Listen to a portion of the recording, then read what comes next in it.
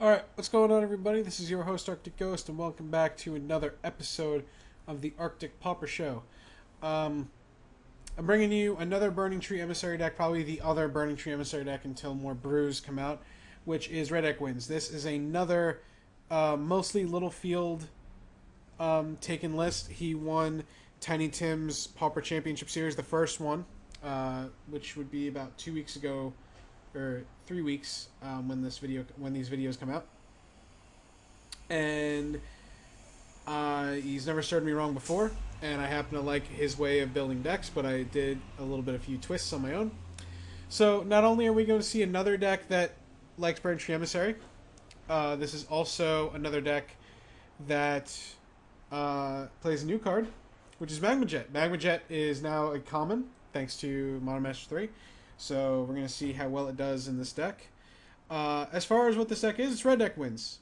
It's a deck that relies more on 2/2 creatures instead of goblins going wide. It just wants to be straightforward and straight to the point, instead of having a go wide combo-like iteration.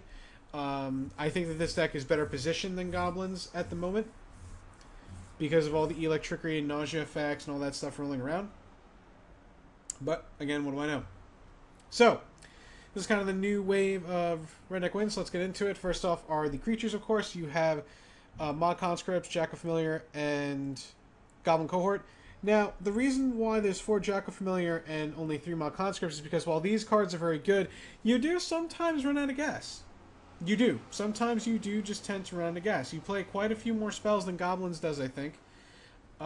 Maybe not. I'm not really sure, but I understand why Mod Conscript's not at its best, as where Jack of Familiar alongside cards like Mud Roller Cohort, Valley Dasher, or just creatures in play at the time can already attack.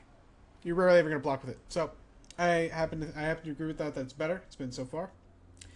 The other 1-drop, of course, is Goblin Bushwhacker, but that's really a 2-drop. So you're really your big combo card. In this deck, you never want to be afraid about just going turn 1 dude, turn 2 Goblin Bushwhacker, attack for 4. You just want to kill your opponent as quickly as possible. It's not about setting up a kill. Hold on a second.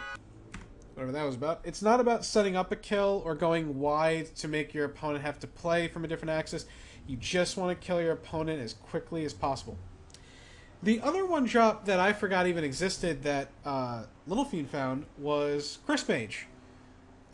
Chris Mage is a bit better than Goblin Fireslinger. Again, Goblin Fireslinger, I think, is the 1/1 from one of the M sets, because you get to discard excess lands, but also you get to ping creatures, which could make a difference against cards like Kirin Ranger, Llanowar Elves, any fairies, any type of weenie cards.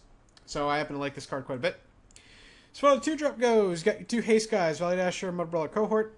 Always be careful with this guy that he is a 1/1 when there are no other permanents, so Nausea can kill him if, let's say, you have him, a Goblin Bushwhacker, and a Chris Mage out, they go Nausea, this will still die. So keep that in mind. The other 2-drop, of course, is Burning Tree Emissary. It's not the absolute greatest in this deck, because you can't take advantage of the green mana. But when you're going turn 2 Burning Tree Emissary into Valley Dasher or Mud Brawler Cohort, or in turn 3 you go this guy into a Kick Bushwhacker, it's really, really good. So keep that in mind. And then, of course, your Goblin Heel Cutter. I went down 1 to make a little bit of room, and I haven't really missed the 4th one all that much. I was drawing 2 of them a lot, and it was starting to really tick me off. So went down to 3 Goblin Heel Cutter. As far as that goes, you got Lightning Bolt. I should not have to explain that. You have 3 Chain Lightning, which are Lightning Bolts number 5, 6, and 7. I shouldn't have to explain that much either. You just want Lightning Bolt effects. You have Reckless Abandon over Fire Blast. It's a bit easier to work with this card because you're not sacrificing 2 mountains. So you can kind of go this card early and knock a blocker out of the way like a Carapace Forger or a Mirren Force or something like that. It's possible that Fire Blast is better because it's kind of free. But you also get to use both of them if you draw 2 of them. So, kind of why you play them. Is it better than Fire Blast? No. It's not strictly better than Fire Blast. But it is a different type of axis that you're attacking on. So, and then, of course, Magma Jet. I mostly play Magma Jet in this deck to kill a 2-power creature and scry. I don't ever really go to the face usually, but it does help when you do. This deck cannot afford to draw dead draws, so... As far as the sideboard goes, I saw some people using Curse of the Pierced Heart, and I've tried it out a little bit. It's pretty good. So I decided to keep them in there. You just want reoccurring damage. Like I said, you want to take them down from 20 to 0 as quickly as humanly possible. You have one Death Spark, just to do some poking. It's pretty good against fairies, elves, stompy, anything of that sort. It's not that great against control. It's really, really slow. I mean, it's cute, but it's not great. Also, in the main deck, the thing about a deck like this is in the main deck, you want to stick to your plan. You want to be as quick as possible. You're not trying to adapt to what your opponent's doing. That's what sideboard cards are for. So Death Spark kind of changes your plan a bit, changes the way you play. So that's why it's in the sideboard instead of in the main deck. Then you got 3 Electricity against tokens or fairies or anything like that. Flaring Pain against Cop Red or Prismatic Strands. Flash of Defiance against Slivers, White Weenie, Boggles, anything like that. Smash Smithereens for the artifacts, and then you got Sparksmith. I like Sparksmith a lot over Flame Slash because it's reoccurring.